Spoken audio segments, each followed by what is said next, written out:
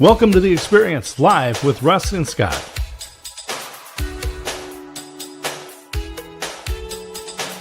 Join us every Wednesday at 7 a.m. Pacific, 10 a.m. Eastern on LinkedIn, YouTube, and Facebook. Learn more about the Experience community at our website, local.theexperience.video, and subscribe to our YouTube channel. The Experience is brought to you each week by these great sponsors. The Aspects of Aging weekly talk show with Christine A. Smith. Each Monday at noon Central, Christine hosts unscripted conversations with experts. Learn more at agingbetternetwork.com. The Parakeet Drawing, You Are Worthy, is a book by Gina DeFay. This book is a powerful memoir about the ripple effects of a small act of kindness. The Parakeet Drawing, You Are Worthy, is available on Amazon. Nancy Bockian, Best Entrepreneur Solutions, revealing the key ingredients to skyrocket business profits with proven strategies and tactics. Call Nancy at 514-895-1572, online bestentrepreneurssolutions.com. Albany Area Habitat for Humanity, since 1993, dedicated to building low-cost homes by forming partnerships with families. Get involved today on the web at albanyarehfh.org. And now, let's get on with the show. Hey, and let us really get on with the show. We're there. There we are. Ta-da! Good morning, everybody. Welcome to The Experience Live with Russ and Scott. And Scott, you're coming to us remotely today.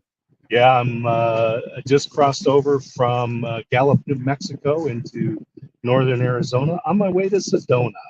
So another 2.5 hours, but found a little picnic bench here, and here we are.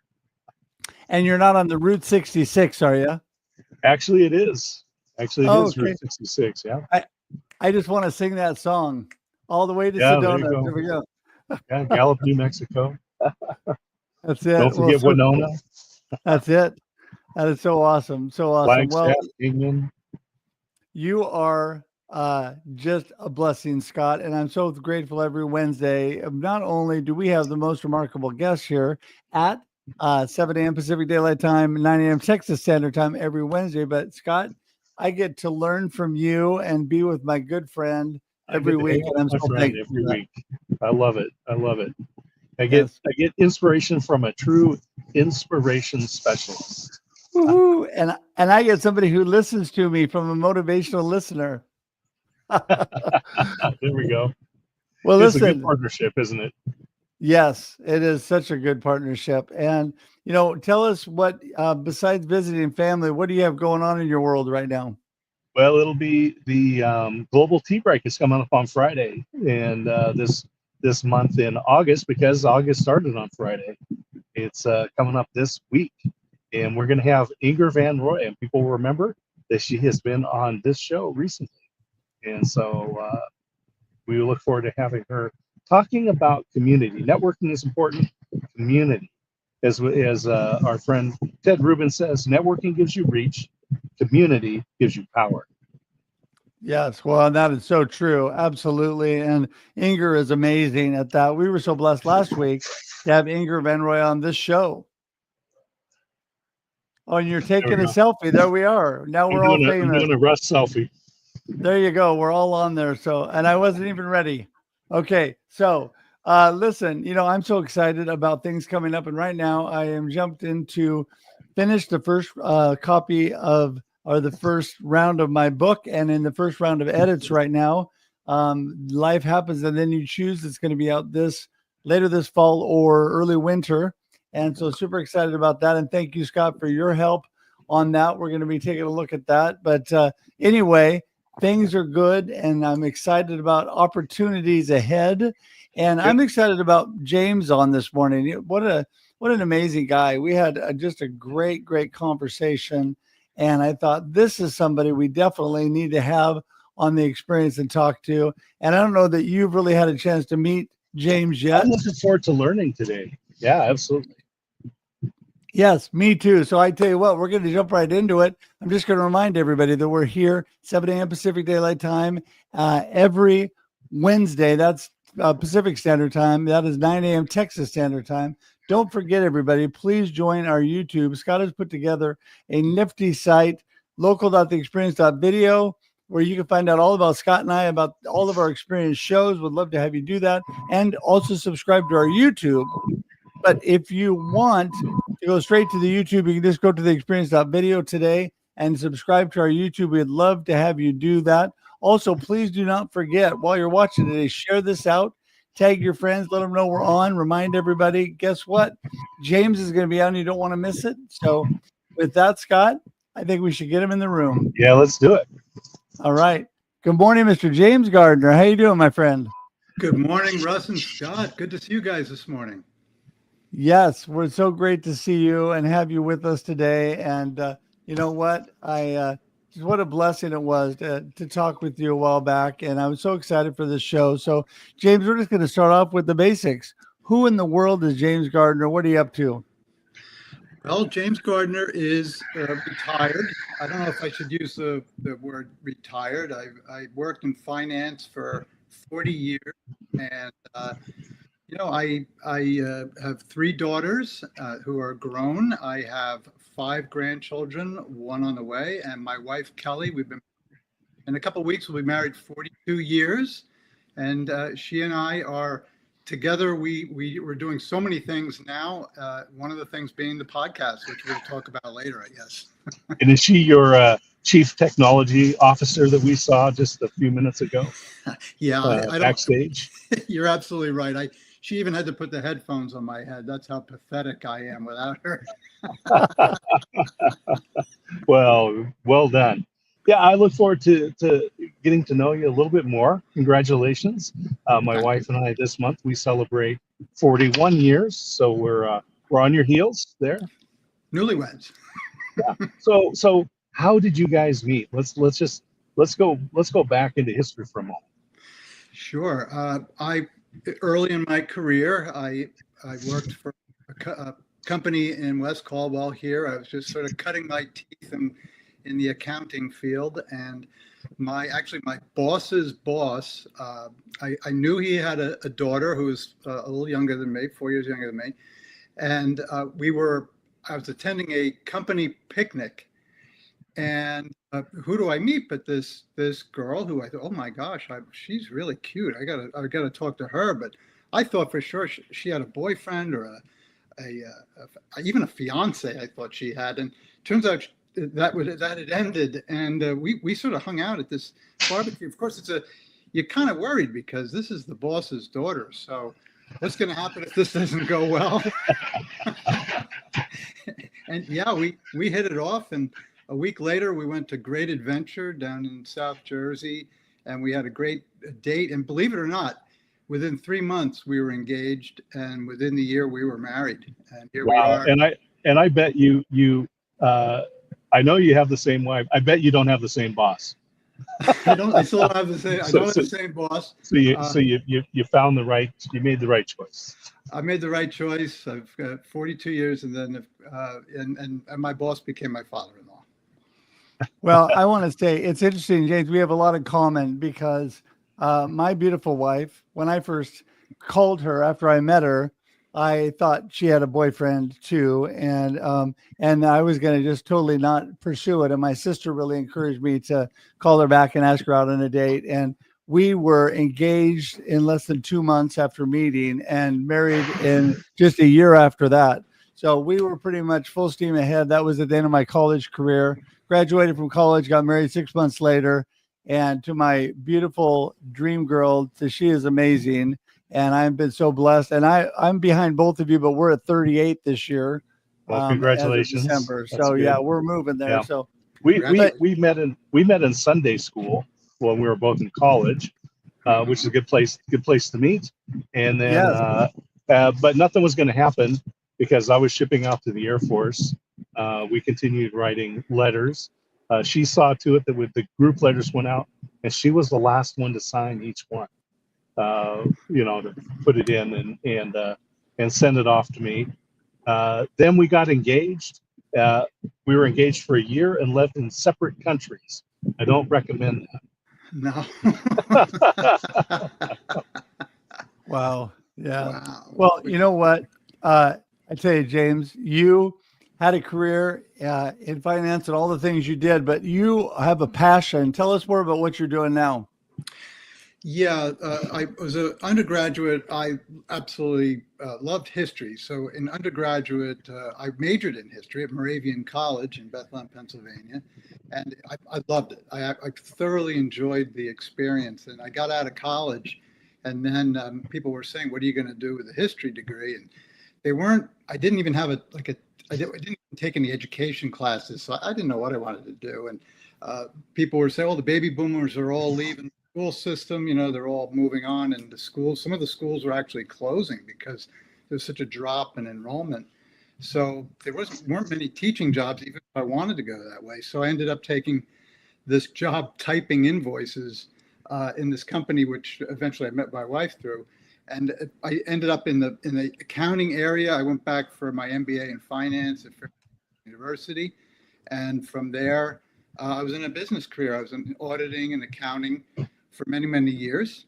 And in my 50s, I ended up enrolling at Liberty University for a master's in theological studies. So I guess I never knew really what I wanted to be when I grew up, even now.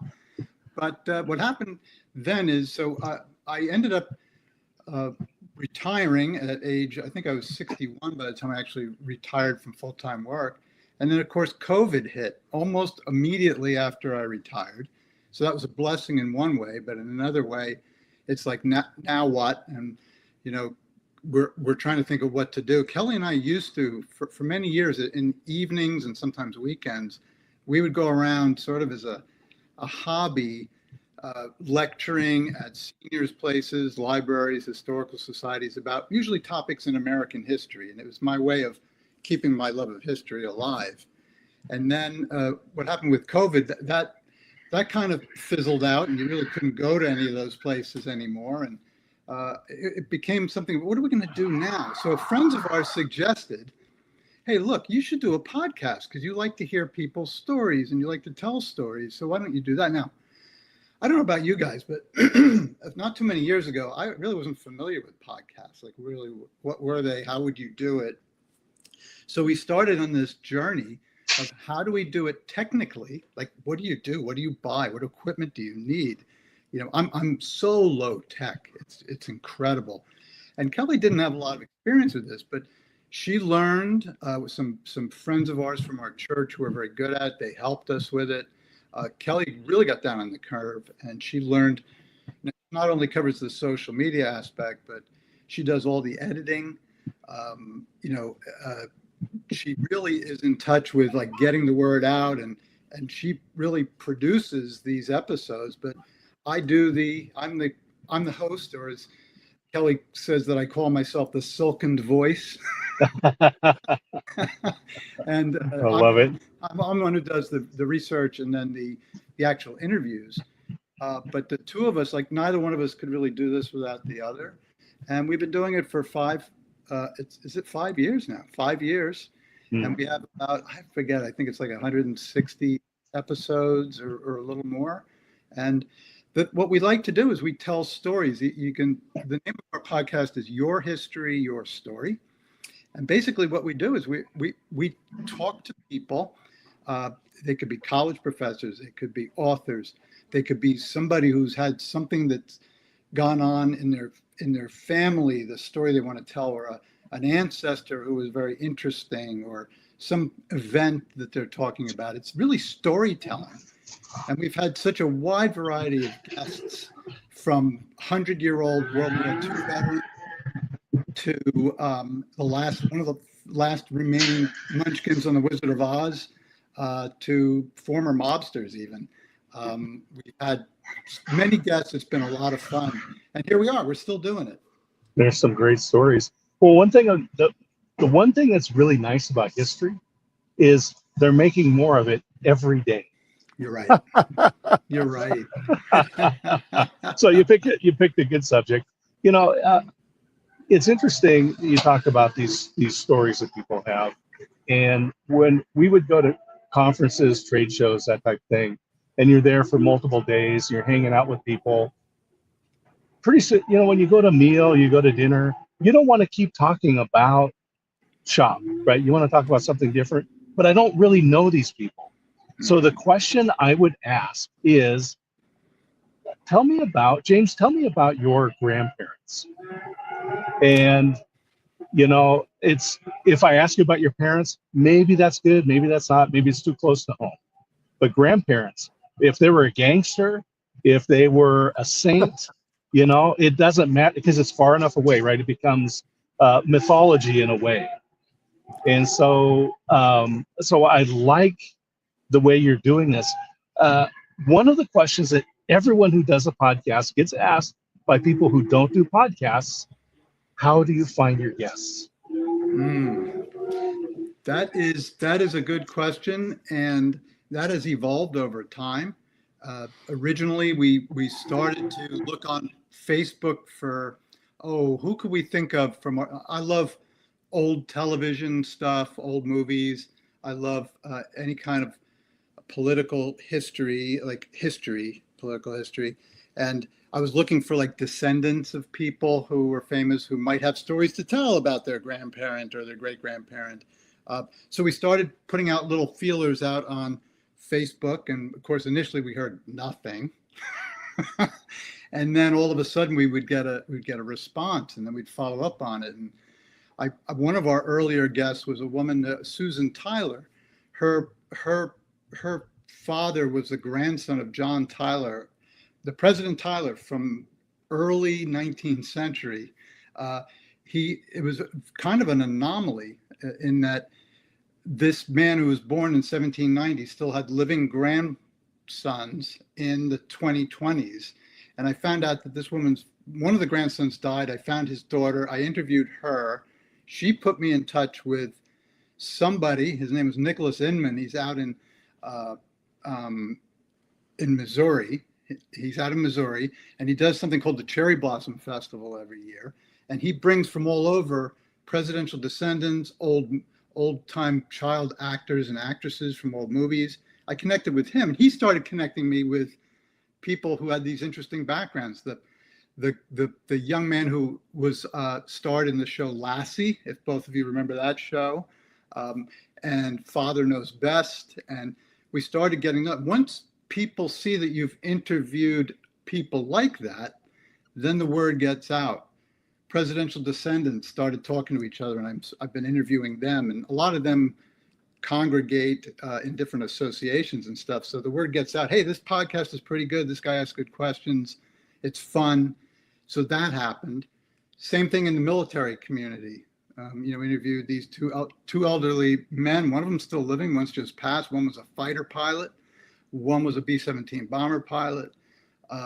Interviewed Jimmy Doolittle's granddaughter, from World War II fame. I know this is definitely Scott. I'm sure you're interested in Air Force. Jimmy Doolittle, Hap Arnold. I spoke to his grandson.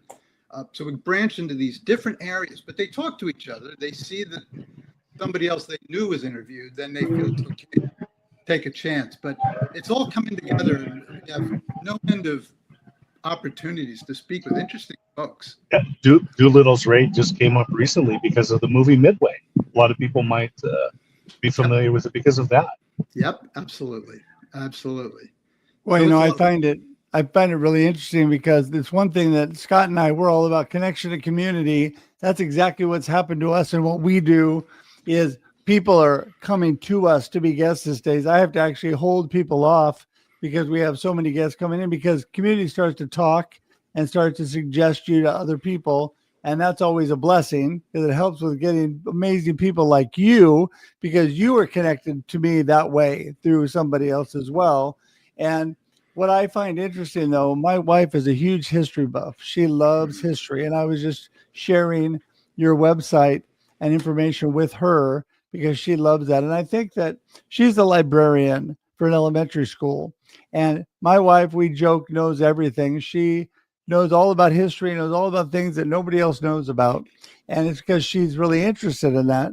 And it's amazing the kids nowadays, they just don't really teach them those things. But my wife does. She pulls out books. She explains things to them. She explains what things mean, why we're having holidays, what things are going on in life. And I think that's so important because we're missing that today with our younger generation. They're missing our history, or it's being tainted as all bad. Agreed. And, you know, I think with history is it's about storytelling. If it's dry facts, you got to learn this, you got to learn that. I think I've had some teachers, I could name a few of them right now, going way back. They were the teachers who you could tell they were excited about it. They couldn't wait to tell you a story, and they told it as a story. And I remember some of those stories here 40, maybe 50 years later. And it's those who have the passion. It sounds like your wife has a passion for teaching those things because she loves it and she wants other people. Yeah, no, that's so true. Scott? I was just mentioning Craig Miller. We had him on our show.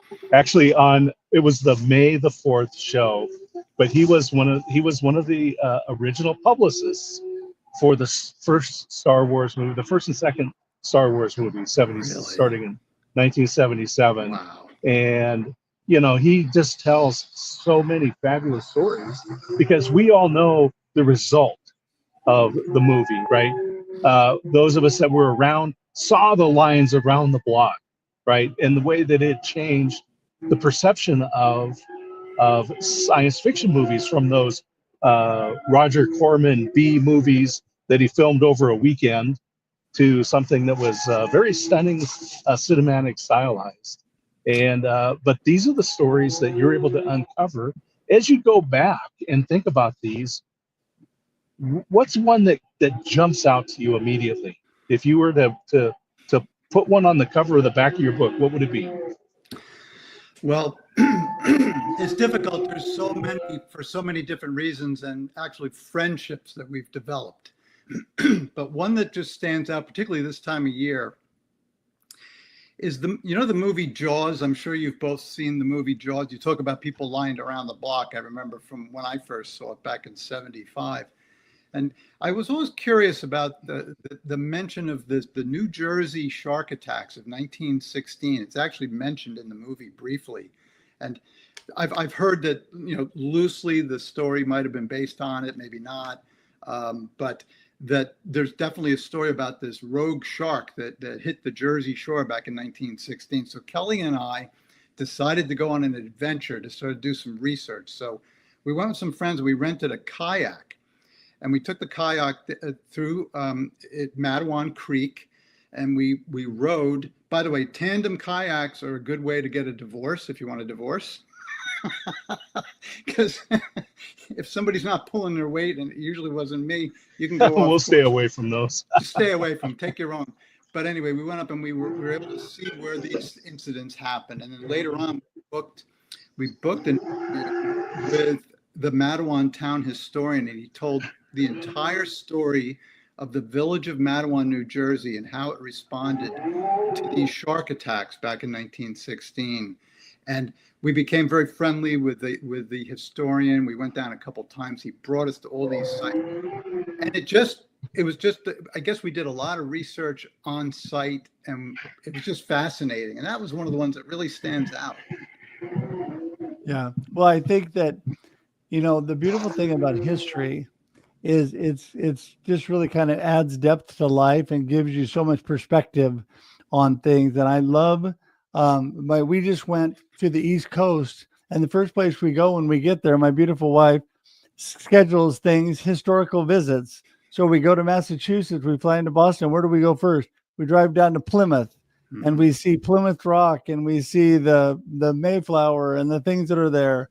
And then we drive up and we see Salem, Massachusetts, where all the witch trials were and all that stuff. So we're always going to those type of places. And it's really a blessing because she's really tied in and she kind of drives that for us. But I really appreciate it because a lot of those things I would never get to without somebody in my life pointing me that direction. And that's what I love about what you're doing, James. And that is you're helping people kind of revitalize, re-energize, gets excitement around history and all the things that are around those. And so I just appreciate that and all that you're doing. Do you have a favorite historical story or a favorite historical guest you've had so far?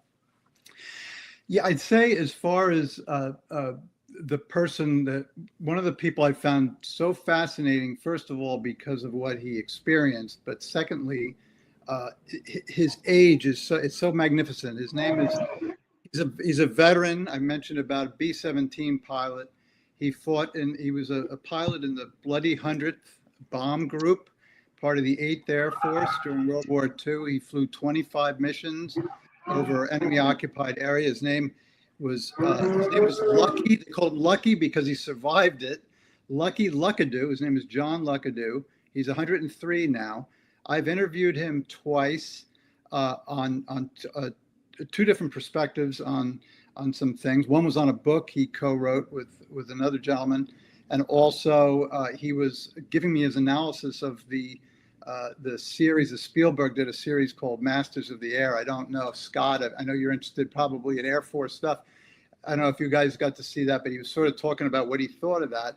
And then he was kind enough to actually do a Zoom interview conversation with two of my grandsons. Oh, wow. We were able to each individually, one did it before the other, but they asked him questions, and he was so kind to take time out and speak to them. And that's something that they'll always have. And we're still in touch with him. Wonderful, wonderful guy. There's so many guests who've been great.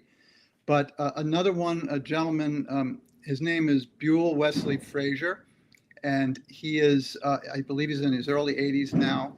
He lives in Texas, and he actually drove Lee Harvey Oswald to the book depository on November 22nd, 1963. And he was actually, picked up by the police, and, he was a suspect for a while or anything like that. But he is such a gentleman, such a nice man. And I interviewed him, and he told his story about what it was like to work with Lee Harvey Oswald, what happened that day that he drove him, and how that affected his life going forward. He also went into the service later and served his country, and we're still in touch, and he's just a nice man. That reminds me of Bobby G, and he was just making comments on this earlier. And Russ can tell you a lot more details about him, but he was there for 9/11.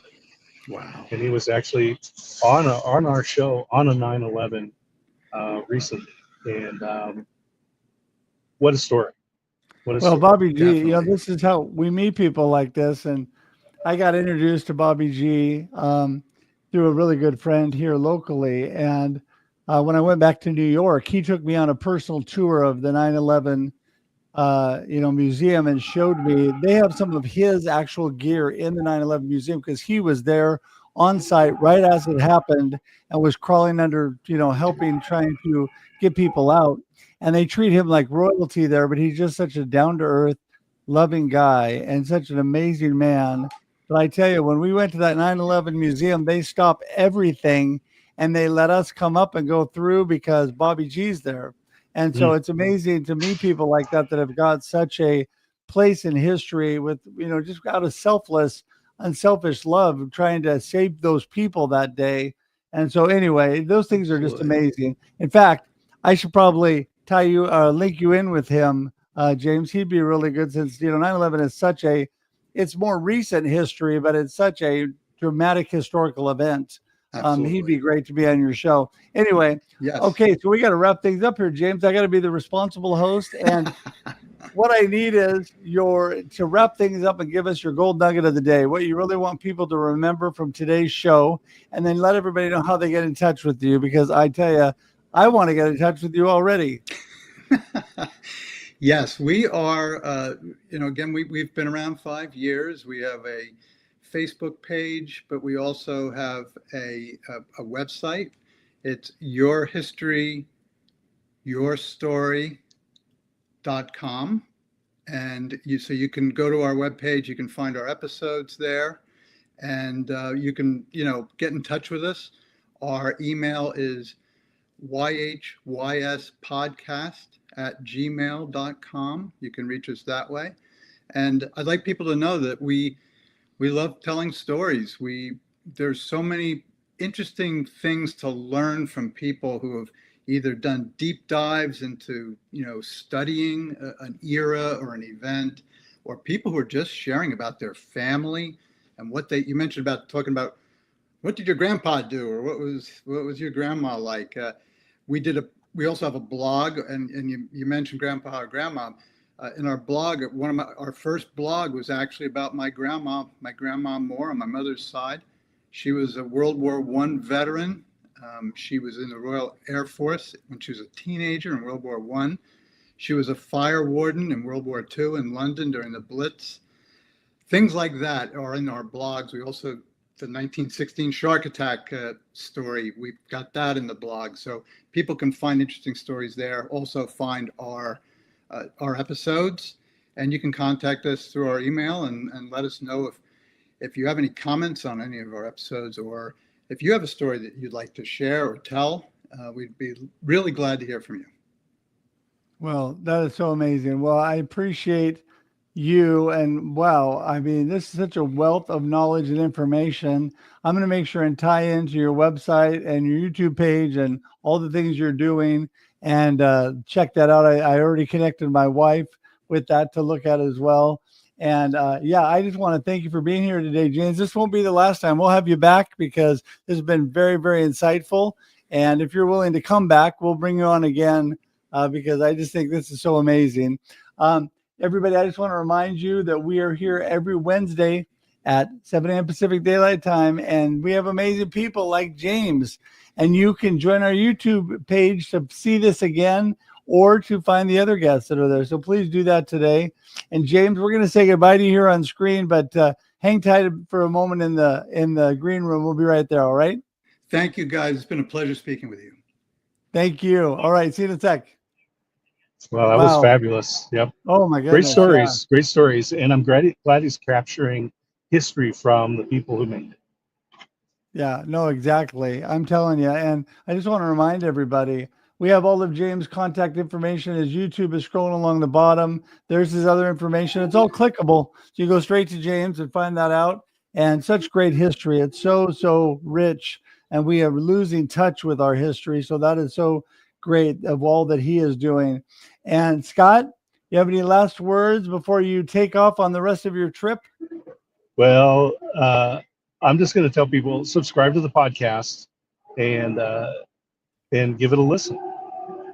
Yeah, for sure. Definitely do that. And don't forget to go to local.theexperience.video too and subscribe to our YouTube page and look at all the shows that Scott and I are doing. You go directly to our YouTube page at theexperience.video, and but local.theexperience.video has most of the information. So appreciate you going there. With that, we're going to say goodbye for another week. Appreciate y'all being here. And we have one person that wants to drop in before we go. Yeah!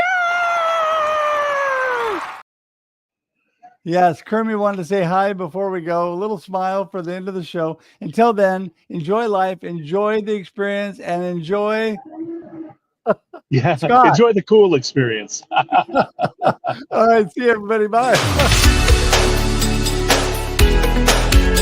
Thanks for tuning in to The Experience live with Russ and Scott. If you enjoyed today's show, please share it with others, post about it on social media, or subscribe on YouTube. See you next time.